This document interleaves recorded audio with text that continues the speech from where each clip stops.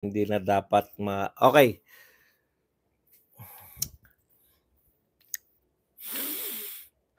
Magandang araw sa atin lahat mga kababayan, saan man panig kayo ng daigdig naroon. Dito na naman tayo sa another episode ng ating vlogs, Badong Ratelis po. Pasensya na po kayo kung, habang nasa Hong Kong tayo, ay minsan lang po tayong vlogs 'no. Hindi tayo nakakapanghapon kasi siyempre nasa pasyalan naman kami ni misis. Eh, gano'n talaga. Bumabawi naman tayo sa gabi. Okay. Pag-uusapan natin ngayon, ito po 'no, yung, pogo po ay, hinihikayat ng, Chinese Embassy sa Manila na iba na po ang pogo. Marami po magugulat sa inyo 'no, talaga ba? Opo, matagal na hindi po 'yan officially, hindi po gusto na officially pala ban po ang pogo diyan po sa at kahit na anong sugal sa China, ayaw po nila 'yan. Kaya nga po nagkaroon sumikat yung pogo dahil, ano sila, yun pong, sa labas po sila ng China nag-ooperate, pero mga Chinese po sa mainland karamihan ang, kanilang mga parokyano. Yun po yun 'no. So, sa hindi po nakakaalam, akala nila, pinapaniwala tayo na ito ay kagagawan po officially ng, China. Eh, siyempre, akala nila mahirap po ipaliwanag 'yan sa mga ano, sa mga ang alam lang ay siraan 'yan ng Duterte. Okay. Pag-uusapan din po natin ngayon, ito po 'no, may isang Amerikano po na dating ex-US intelligence officer na nagpahayag po, direkta na 'to 'no, sa isang, anti-war, na pagtitipon sa, United States of America. Hindi po 'yan dito sa Pilipinas, Hindi rin po kaano-ano 'to ng mga Duterte. Baka sabihin niyo na naman lahat na lang, dahil katropa pips ng mga Duterte. Ano po 'to, legit na ex-US intel officer. Ang sabi po niya, "Ginagamit lang namin kayo, kaming mga mababa ang tingin ng mga Amerikano sa Pilipinas, gamit lang po ang tingin sa atin." 'No? Parang ano, kaya lang ako may napupuna rito para 'yan po pag-usapan natin 'yan 'no. Ah, Pupunahin din natin itong mga naggagaling-galingan na kasi may mga established po tayo, alam niyo naman yung mga dito sa Pilipinas 'pag sinabi nila na propesor, 'di ba? Professor Contreras, tirahin natin yung mga propesor na 'yan. Yung mga para sila ay mag-guest sa mga programa ay papakilalang propesor, totoo namang propesor 'no, pero anong uri ng political analyst meron 'tong mga 'to 'no? Yun yung problema sa mga anong tawag natin diyan sa, media. Masyado silang enamored, masyado silang, lulang-lula 'no? Hindi sa sinasabi ng tao kundi dun sa nakarugtong bago sa pangalan ng tao. Kaya lahat ngayon, karamihan, tignan niyo po, lahat po ng namamangha, gulatan lang 'yan, eh. 'Pag ang guess mo halimbawa ay, isang propesor, parang may prestihiyo 'no, ayan. Kaya balak ko na nga tawagin ang sarili ko na propesor, eh, para ma-enamored din sa atin 'tong mga tukmolins na mga, kaya lang, hindi na po natin kinakailangan, 'di ba? Hindi naman tayo nagpapa-effect lang. Ito pong si Contreras, Professor Contreras. Yan po mga pag-uusapan natin at iba pang gusto niyong pag-usapan. Pero bago yan, kung bago ka pa lang dito sa ating channel, mag-subscribe ka na. Dahil ito lang ang tanging channel na may kinikilingan, may pinapanigan, una sa balita, huli sa impormasyon, kaya ano pang hinihintay nyo? Pindot na, okay, pag-usapan natin, no?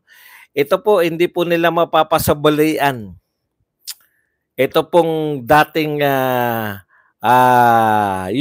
ex-US Intel officer sa Pilipinos, we are only using you against China. Grabe, no? No?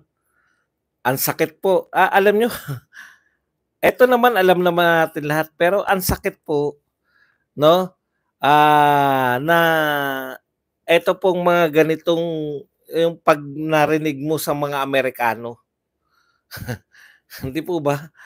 Pag narinig mo sa mga Amerikano na ginagamit lang namin kayo laban sa China. Wala talaga kaming ito po. A former US intelligence officer has a warning for Filipinos regarding the issue in the West Philippine Sea. Anti-war advocates in the United States recently gathered to warn the world about the impending threat of nuclear Armageddon. At a press conference organized by Schiller Institute, experts and former US government officials explained the dangers of nuclear war. Alam po ninyo, sa mga masyado po tayong focus dito po sa nagaganap sa Pilipinas, grabe po ang mga pagbabanta ni Putin ngayon, no?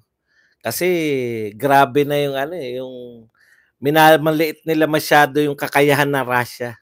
Sabi nga ni Putin, putya, nakakalimot yung mundo na ang dami namin nuclear warheads, eh. Yung ginagawa nila, lalo na US, na supplyan yung kanilang kalaban Ukraine para magamit, no, laban sa mamamayan na Russia. Sabi ng Russia, kaya rin naming magpadala ng mga weapons diyan sa mga kaalyado namin, particular sa Cuba at saka diyan sa South America. Okay. So sa madaling salita mga kapatid, ito pong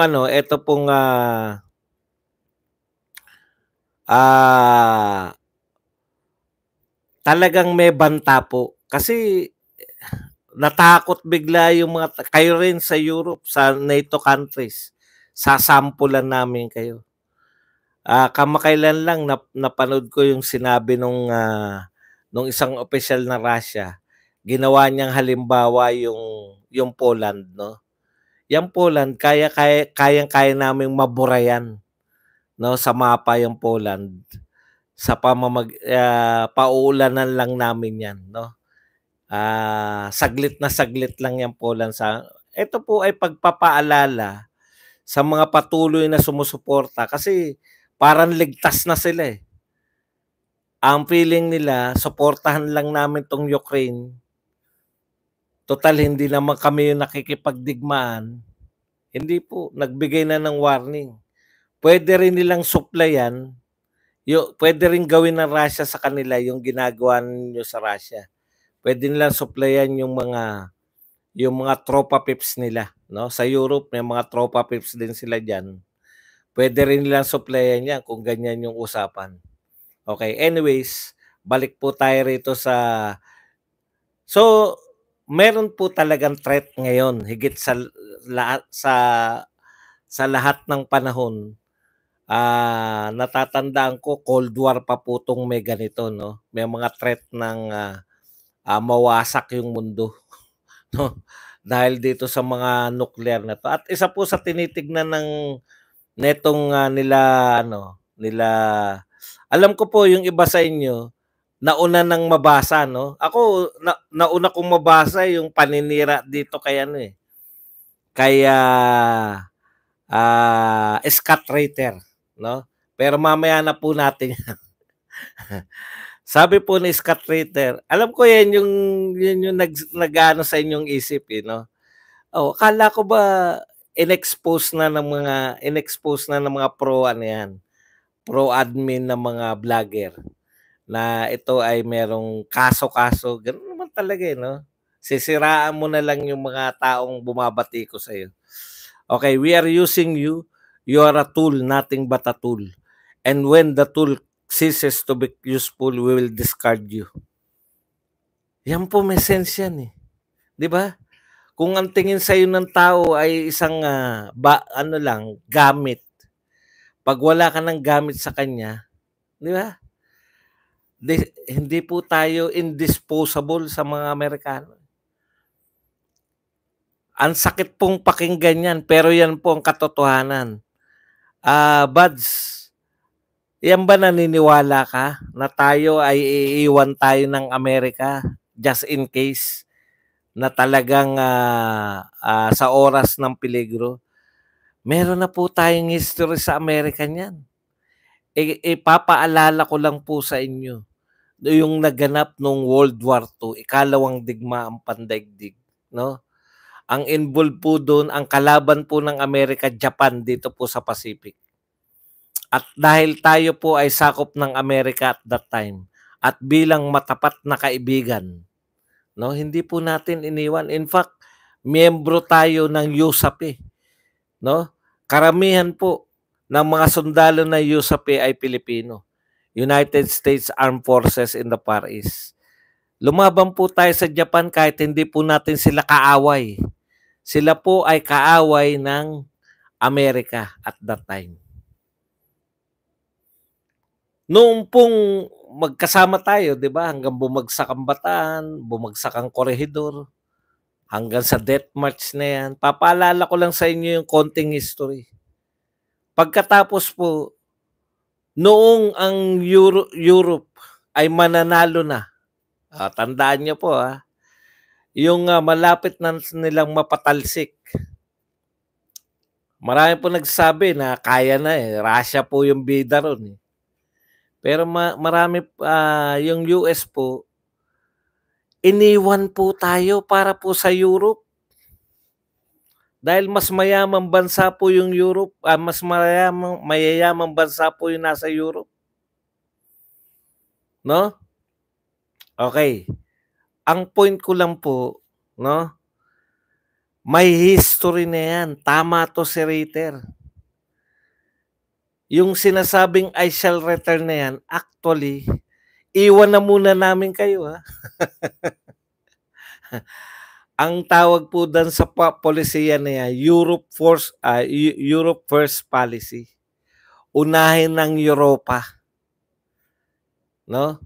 Para maka-foothold sila doon sa Europe, yung Amerika. Sayang, pag nanalo yung allied countries doon, nawala ang Amerika. Yun po yun. Kaya after World War II, nung tapos na po yung ano pong ginawa sa atin? Iniwan tayo, I shall return. Yun na po yun yung istorya po ng pakikipagkaibigan natin sa US. Sa panahon ng kagipitan, dumadamay tayo. Pero sa panahon po, no, na mas may nangangailangan ng tulong nila, iiwan nila tayo. Uunahin nila yung Europe. Kaya yan po eksakto yung sinasabi niyang scatrator. 'Di ba? Hindi niyo po mapapasubali, wala pong pwedeng tumanggi na siya ay dating US Marine Corps intelligence officer. Okay. And discard you means usually after a war that devastates you. We are using you to gain some sort of momentary leverage over the Chinese and we will fail. Kung sakali daw po na magkaroon ng digmaan dyan sa West Philippine Sea o South China Sea, matatalo po ang US dyan. Kasi talagang ang layo po nila di ba? Ang layo po naman magiging supply nila. Ganun lang po yun, no? Ang mga kapatid.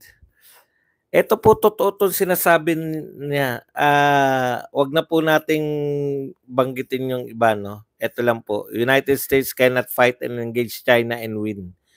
We will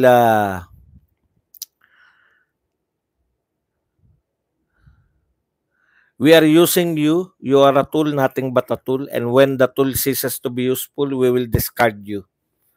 Ang sasakit po 'no, pinamumukha sa atin ng Amerikano mismo nagsasalita. And discard you means usually after a war that devastates you. Ito. China doesn't want war and if you would engage Mga katotohanan po 'to, eh. Paulit-ulit po yung China ayaw naman ng digmaan, 'di ba? And as we've indicated here, America has long since lost the skill set necessary to carry out diplomacy. But the Philippine people can reignite this, relearn it, and use this skill to prevent a war. Kinakailangan lang po natin na, sabi niya, ako hindi ko tinitake yan basta mga Amerikano tsaka ibang lahi, hindi ko tinitake yan na gospel truth yung mga pinagsabi ng mga yan. Pero pakinggan po muna natin bago natin tirahin. But if you continue to behave as a colonial subject, no, yung parang ang asal natin parang Panginoon natin yung US, eh, di ba? Yan nga, no, colonial subject, and I know that's a sore subject for the Filipinos because you were the colonial subjects. Kuya, yan. Oy, thank you very much, Ram, tama yung pinasok mo. Tama pala yung tinuro mo na direksyon. Yan. Ito ang malulupit na sinasabi. Colonial subject lang tayo and still view and we still view you. Hindi niya po nilalayo yung sarili niya, Amerikano pa rin siya. We still view you as our colonial subject. Ganyan po tayo tinitignan ng Amerika. We don't like you. We don't care about you. Ang sakit, no? Hindi po 'to usapin ng ng mga ang political leanings ko niyo eh. We don't like you, we don't care about you, we just want to use you. Grow up and act responsibly, no? Sinasabihan po tayo direkta.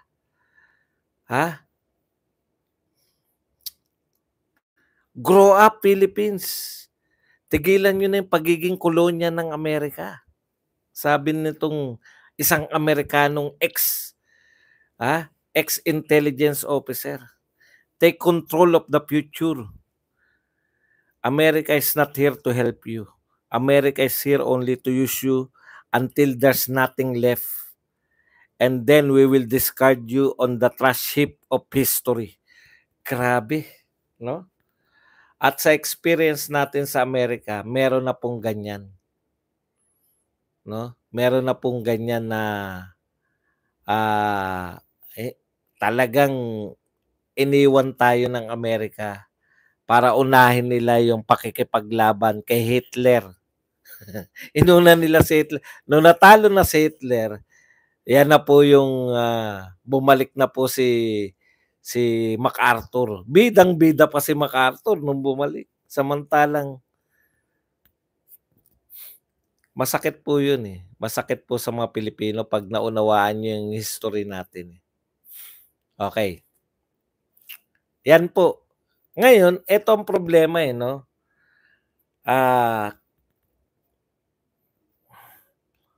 Dapat, kung mga katulad namin yung aatake dyan, atakehin niyo yung tao sa mga sinabi niya, hindi yung sa kanyang, kasi nag-press con yan. Legal na tao yan eh. Tapos ungkatin nila na may kaso yan, pedophile yan, etc. etc. Kung may kaso ka po ba, malinaw naman na nasa laya po siya, wala po siya sa loob ng kulungan. Wala akong pakialam doon sa kaso sa kanya. Ang pakialam ko, ano yung mga sinabi niya, ito ba ay may bahid ng katotohanan coming from ex-intelligence officer ng US? Ito po ba ay may katotohanan? Bakit tayo hinihikayat ng taong ito, no? Na wag maging panatiko sa US. Ginagamit lang tayo ng US. Yun yung problema. Di po ba? Yun, paano mo sasagutin yun ng, hindi kami maniniwala sa'yo kasi may kaso ka noon. Ikaw ay convicted, ganun. Alam niyo po, ibig sabihin, hindi ko na inalam kung ano nangyari diyan, no? Hindi ko na inalam kung ano nangyari sa kanya personal. Pero the fact na siya ay nagko-conduct ng mga press conference, siya yung pangunahing speaker para paalam sa mundo. Hindi lang naman 'to, 'yan pong mga pinag-usapan natin, 'yan lang po yung focus sa Pilipinas. Hindi naman po sila naka-focus lang sa Pilipinas, eh. Gusto nila maiwasan yung digmaan pandaigdig. Gusto nila maiwasan yung nuclear Armageddon kasi talo tayo lahat diyan, eh. Ayun po yun. At tingin nila isa yung Pilipinas, isa yung, kasi ayaw naman ng China ng digmaan, eh. Paulit-ulit yung China, mag-usap tayo, makipag-dialogo. Tayo kasi ano lang tayo sa China, talagang para tayong katilang, eh, 'di ba, na hindi makamot-kamot. Eh, wala naman po isa ni isa sa'tin na naniniwala na mananalo tayo kapag nagkaroon ng digmaan, 'di ba? 'Yun yung problema, lahat tayo naniniwalang matatalo tayo pero ang tatapang pa rin natin. Okey, hindi, naunahan na nga natin, eh. Babanatan po nila 'yan, magre-research sila at sasabihin nila, "Unahan ko na kayo kung hindi pa man nila tinitira 'yan si Scott Ritter." Dalawa lang gagawin nila diyan, it's either i-ignore nila, katulad ng ginagawa ng kanilang presidente, 'di ba? Hindi lang papansinin, makakalimutan din 'yan ng tao. Pero mahirap po makalimutan 'yun dahil hindi lang may bahid ng katotohanan 'yun. Okey, hindi po mahirap pong kalimutan 'yan kasi hindi lang po bahid ng katotohanan, malupit po ang katotohanan. Eto pa po isa, kaya po inuunahan na natin sila na ang pambabanat nila diyan paniniwalaan, bibigyan ko kayo ng sample dito sa Twitter. Papaano po sila nagre-react yung mga anti-Duterte at mga pro-BBM. Bibigyan ko kayo ng halimbawa. Nasaan na ba? Wala. Ay, dito mismo yata sa ano. Dito mismo sa article na 'to sila nagre-react.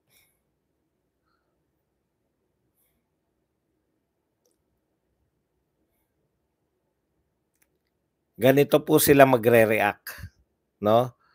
'Pag 'yan ay nabalita na sa kanila. Wala. Saan na ba si Ana? Si Ana Maalindog.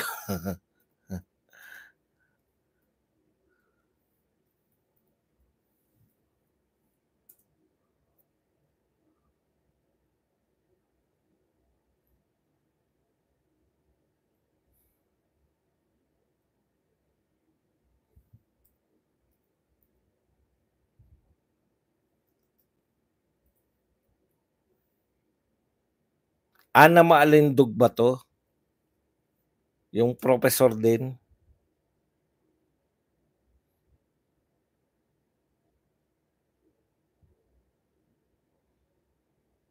Bakit walang Ana Maalindog? Baka Malindog lang, ayun. Si Professor Ana Malindog.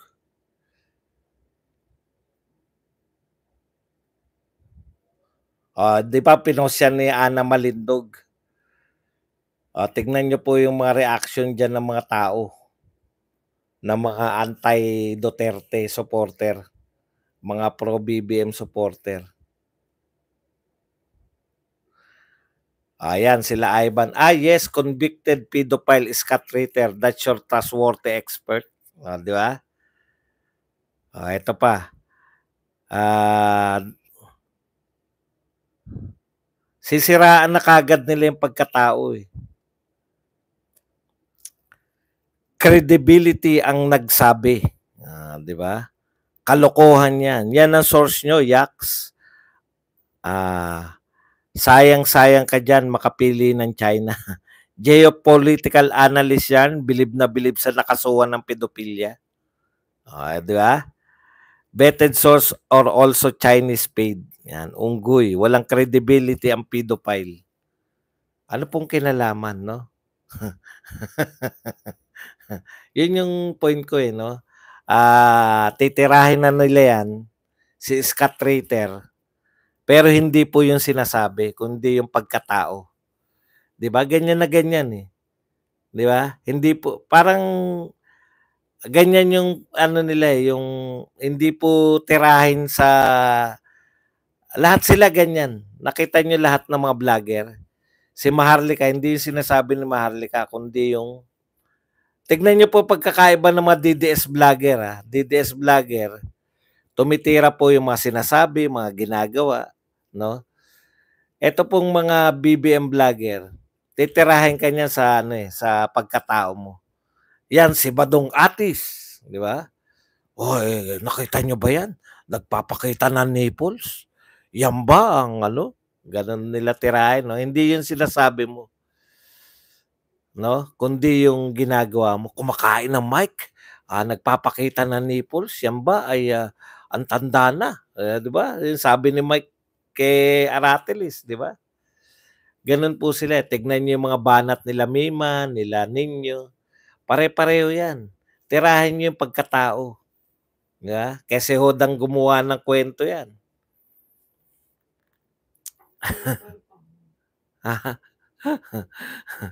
Gumawa ang alam ko kay Nino 1 oras at kalahati lang kami, wala pa kaming 2 oras nagsama niyan, pero sa kuwento niya akala mo buong panahon kaming magkakasama, eh. 'Di ba? Yung mga kung sino-sinong walang mga pangalan, walang mga kung sino-sino.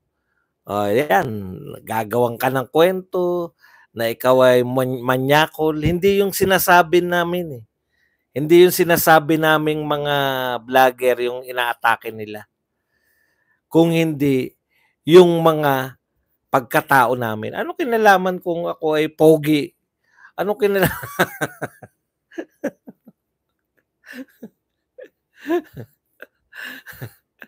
gano'n sila. Okey, atakihin niyo yung sinasabi ni Ritter.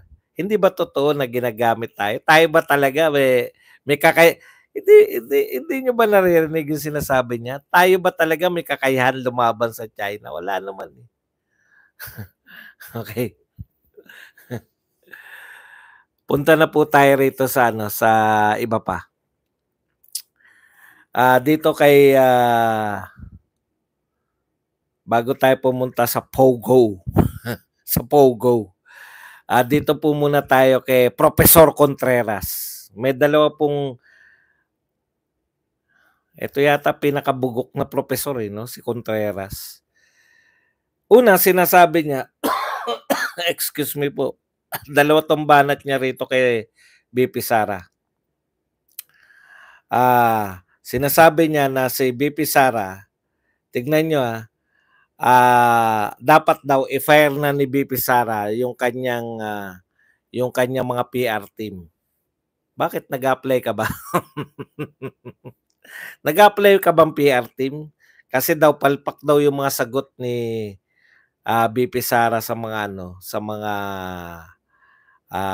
ilang issues, 'di ba? Katulad ng mga no comment niya, 'yan.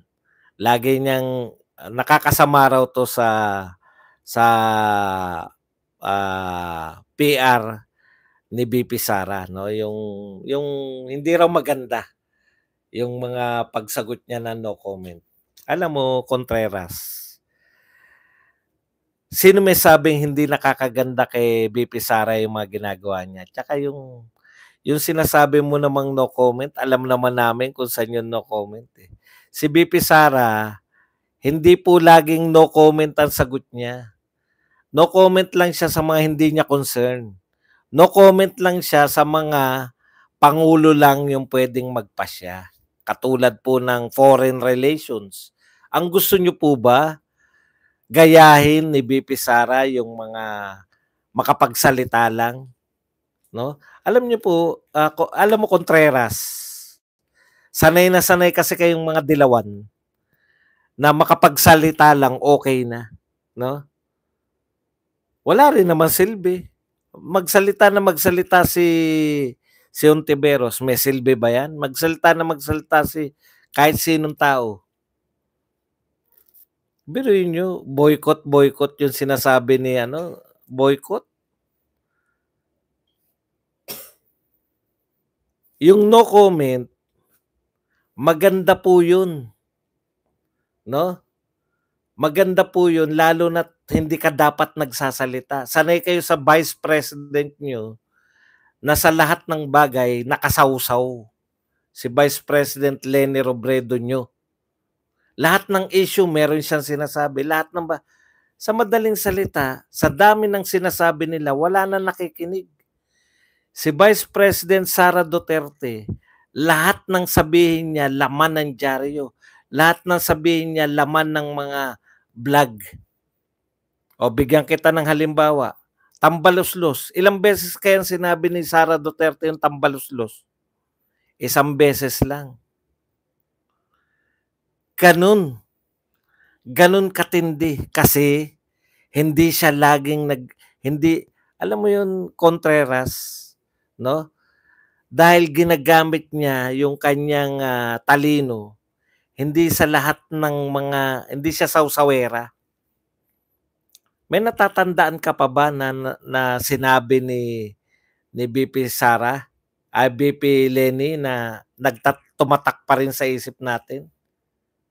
Yung lahat ng bagay, tanungin mo siya iangat natin ang mga laylayan, bubuwagin natin ang pader ng mga sumasagka sa ating mga wala pong katuturan lahat yan. Pero tignan nyo naman, tambaluslos ka kasi. Lahat na tayo ngayon gumagamit na ng terminong tambaluslos. Yan yung powerful. Yan yung power ng words. Sa inyo, 2-5 makapagsalita lang. No? Tignan nyo, mangga. Ayaw ko ng mangga. Manggagamit. Hanggang ngayon, ginagamit natin yan. Eto, no more unity. Wala nang unity. Lahat kayo pinag-uusapan nyo ngayon. Lahat tayo pinag-uusapan kung ano yung meaning ng wala na unity.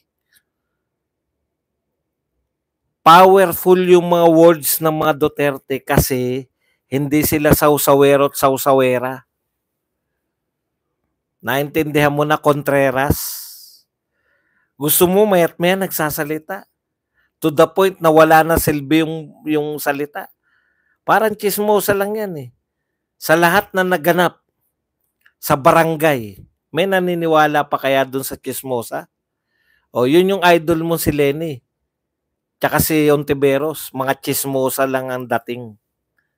Kasi sa lahat ng issue, para silang sili. Ayon nga sa mga yung mga Bulakenyo, no? Para kayong sili, nakasahog sa lahat ng ulam. Lahat, hindi pala ulam. Nakasahog sa lahat ng putahe. Hindi kinakailangan ng isang matinong leader yung sumausaw ka ng sumausaw. Okay lang sana kung sawsawera . Sa dami ng sinawsaw nyo, kayo na yung naging sawsawan. Katulad mo, sumasawsaw ka rin ngayon, di ba? Okay. Tignan nyo to. Ano sabi niya? Ito, simple lang . Kung talagang walang epekto yung, kung talagang masama, matagal na po nagsasabi si BP Sara na no comment . Pero bakit nanatili siya number 1? Di ba? So, baliktad. Ang dapat sinasabihan mo niyan na magpalit ng PR, yung pagmumuka ay nakabalandra sa buong Pilipinas. Ang laki, literal ng pagmumuka. Literal kasi sobrang laki ng mga tarpaulin. At saka yung mukha niya, hinog na. Ang mukha niya talagang lilit. Di ba? Ayun. Hindi pa rin umaabot ng 1%. Yun yung payuhan mo na magpalit ng PR. Wala pa rin 1% . Di ba? Hindi effective. Ang pagsasabihan mo magpalit ng PR, yung number 1 sa lahat ng survey. Kaya kayo, nawawala yung pagiging professor nyo. Tignan nyo, minsan-minsan ka na lang na i-interview. Kasi pati yung mga nag-i-interview sa'yo, nadidismaya . nabababawan sa inyo eh. Ah, huwag kayong mag-alala. Mayroon dyan na sisikat propesor ng bayan. Sisikat balang araw yan. Matatabunan kayo sa husay ng kanyang mga pag-aanalisa sa bagay-bagay. Sasabihin mo pa, palitan ni Sara Duterte yung mga PR dahil laging no comment. Utot mo. Si Chis Escudero, pinakamaganda niyan dapat isagot sa issue ng alak-alak na yan. No comment. 'Di ba? Sumagot ng being a gentleman is paramount to being a gentleman. In English ko lang. Ganun kasi ibig sabihin.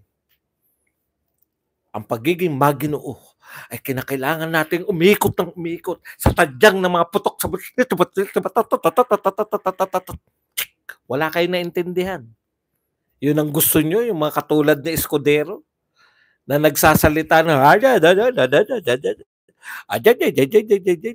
ang pagiging maginoo ay pag-inom ng alak ng iba at ikaw ay wata-wata.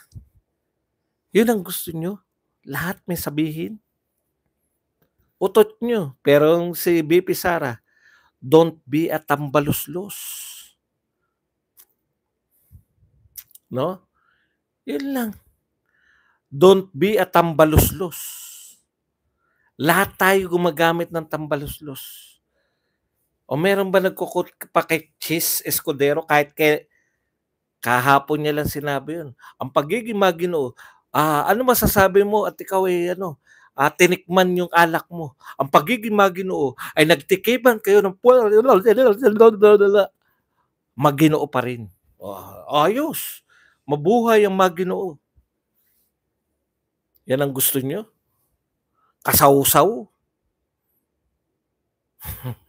Mas gusto ko na yung huwag kayong maging mangga. Huwag kayong maging tambaluslos. Direkta, tago sa puso. Okay, punta po tayo rito sa isa pang balita. Ito magugulat kayo, no? Masyasyak kayo. Marami magugulat dito dahil naniniwala lang kayo dyan sa mga bugok na mga vlogger nyo.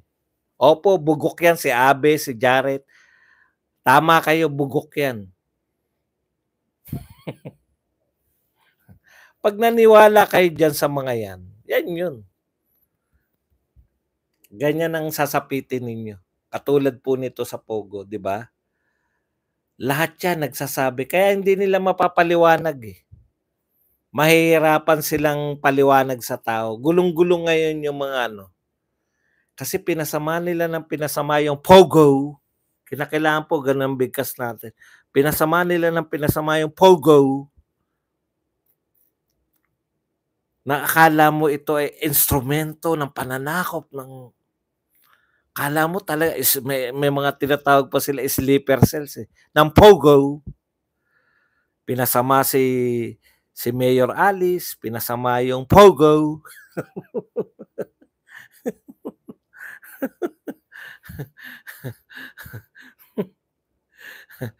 Tapos alam nyo, hilong-hilo na yung mga follower nyo. Ngayon, tignan po ninyo. Ito po ang sinabi ng Chinese Embassy sa Manila. Chinese Embassy in Manila urges the Philippine government to ban Pogo, saying it breeds crimes like kidnapping, human trafficking, and murder while victimizing Chinese citizens. It says China is also assisting in shutting down Pogo hubs and repatriating Chinese citizens. Yan po, no? Ito po ang sinabi ng Chinese Embassy. Chinese law prohibits all forms of gambling. The Chinese government strictly cracks down on Chinese citizens engaging in gambling abroad, including Pogo. Okay. Nakakagulat ba mga followers ni Abe, ni Jared, at ng iba pang mga gago? Yung mga nasanay sa gaw-gaw na utak. Nagugulat ba kayo? Bakit sasabihin yun? Hindi na namin kaya. Paano natin papaliwanag? Yun na nga po eh. 'Di ba? Kami po, ako alam ko na yan. Yan po ang isa sa iringan ni Duterte tsaka ng Chinese government nung at that time kasi gusto talaga ng China patigil ni Duterte yung POGO, 'no? Totoo po 'yun. Ayaw po ni Pangulong Duterte dahil malaki po kinikita natin, eh.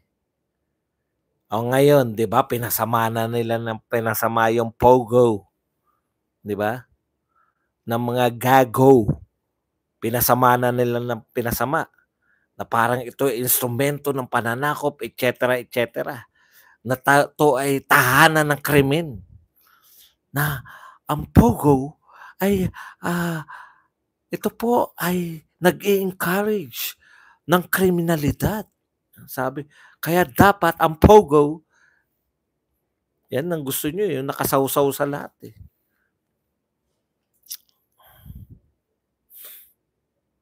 Okey, ibig sabihin,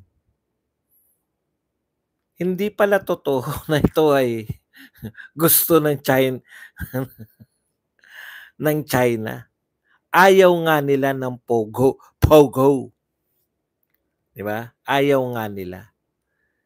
Eh, malakas pagkakitaan. Hindi 'yan po ang hindi kayang aminin ng gobyernong ito, 'no? Kasi kung pinasama mo, ang dali mo namang, babango ka pa, 'di ba? Sasabihin mo, nung panahon ko masama yang ginawa ni Duterte pero nung panahon ko pinatigil ko yang POGO, 'di ba? Hirong-hiro ka nun, bakit hindi po maipatigil? Yan yung pinananawagan namin dati pa, eh. Umaangal yung nag-raid, umaangal yung nag-inspection sa, Porac. Sabi, hindi raw sila pinapasok. Hindi kayo pinapasok sa Porac? Bakit? Kung hindi kayo pinapasok sa Porac, bakit hindi niyo gamitan ng hindi excessive force? Hindi raw excessive force yun, eh. Yung ginawa sa Kingdom, eh, sa Kalakibuloy sa "Ay Kat, pagkatapos ko rito kumain tayo. Nagugutom ka na ba?" Teka, matatapos na kami. Mga 20 minutes na lang. Pogo. Eto, painit mo rito. Ilagay mo yung sabaw dito sa ano.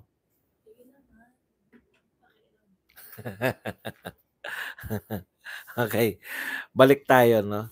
Ayaw po talaga ng China yang Pogo. Pero siyempre sabi ni Duterte, wala kaming pera, eh. Nasa pandemya kami.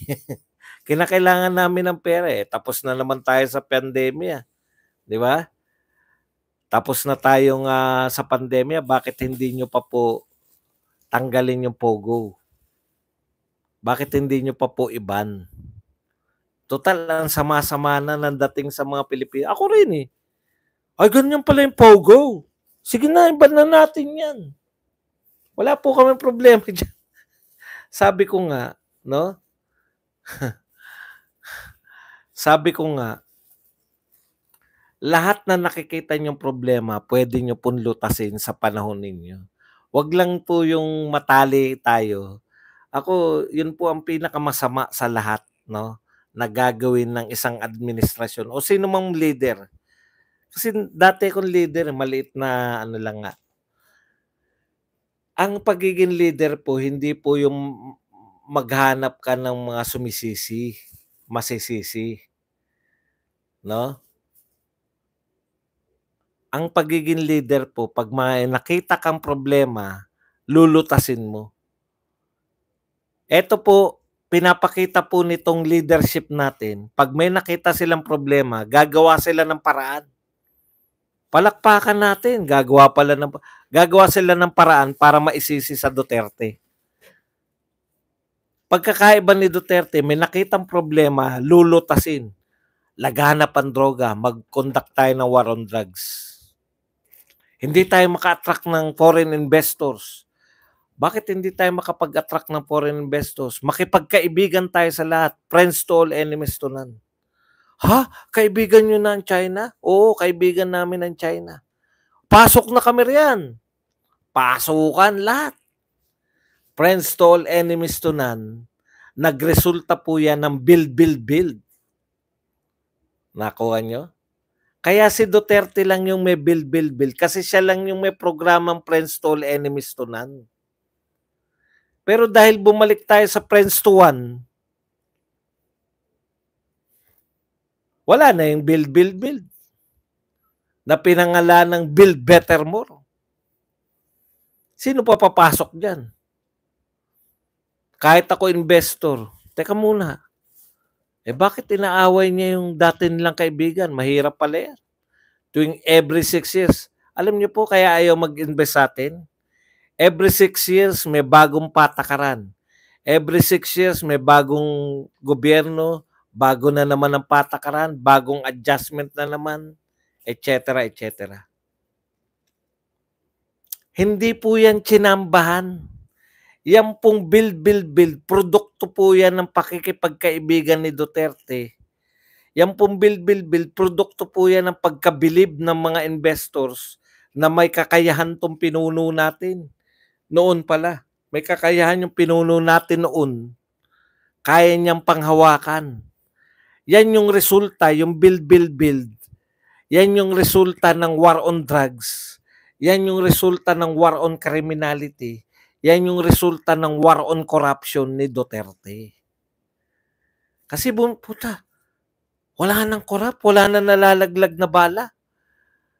Aba, ang rating ni Duterte, pinakamataas na rating sa lahat na naging presidente sa buong mundo. Tandaan nyo, hindi lang po sa Pilipinas. Ganun po impact ni Duterte. Buong mundo.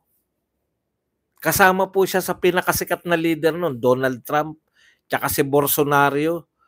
Yan si Widodo na tuwan-tuwa yung tayo. No, dinalaw tayo ni Widodo, superstar. Wala po yan kay Duterte. Sa kasikatan ni Duterte, kasabay ni Duterte yan. Tabon lahat yan. Yan po yun. No? As a leader, Bolsonaro. As a leader, kinakailangan mo nang bumilib sa iyo yung mga tao. Bilib na bilib po yung mga foreigner. Lahat po ng mga taga-ibang bansa ngayon na naninirahan sa ibang bansa. Alam ko po, alam ninyo yung mga kakilala nating foreigner bumilib kay Duterte. Ngayon ba, sa tingin nyo bumilib? Na hindi na siguro kilala kung sino presidente natin.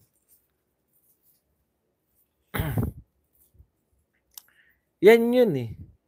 Ngayon, etong problema ng POGO, kung totoong problema yan, lutasin.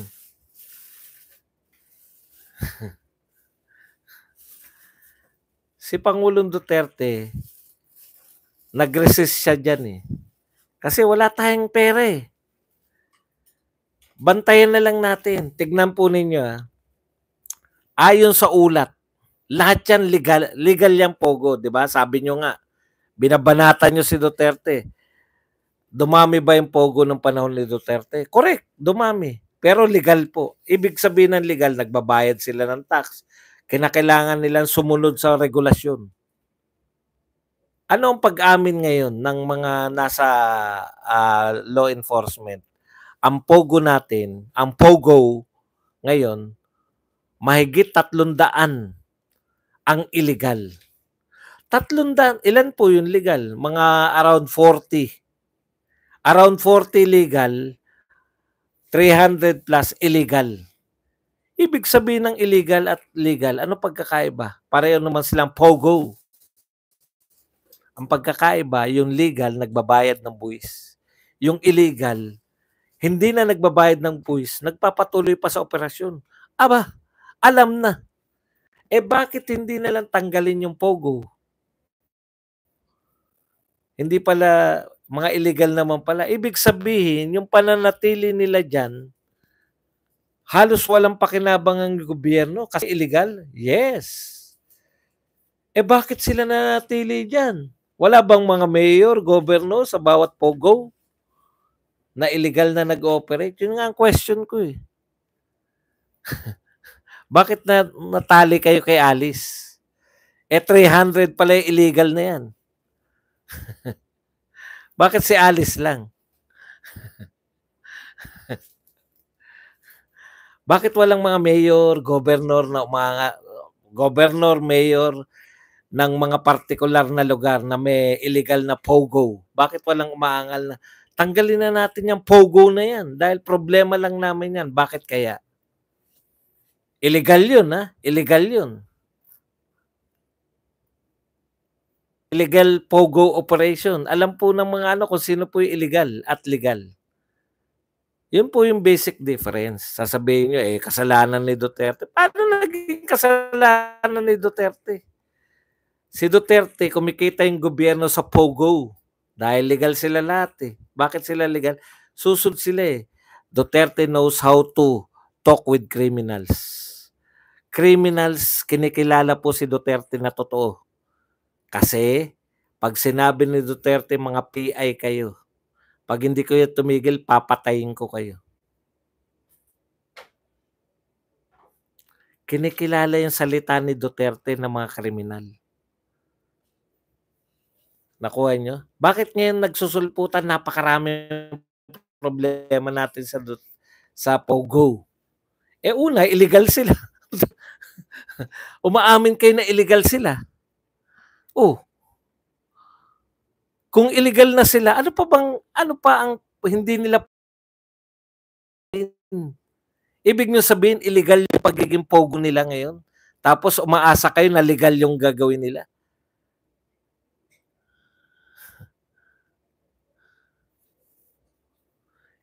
Illegal yung operation nila, natural, lahat na ng pwede. Pwede naman pala mag-operate ng illegal ngayon. Hindi nyo pwedeng isisiyan kay Duterte kasi ang sinasabi ko, legal sila nung panahon ni Duterte. Pag legal ka, pwede ka inspeksyonin ng mga barangay, pwede ka inspeksyonin ng lahat ng kapulisan. Legal ka eh.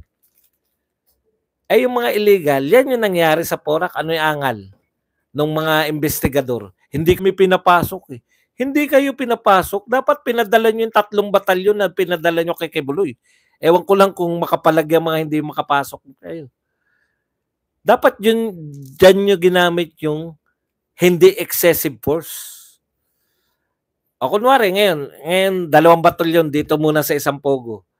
Ibig sabihin, ilang araw lang yan. 1 taon na ikot nyo na lahat ng mga illegal na pogo dyan.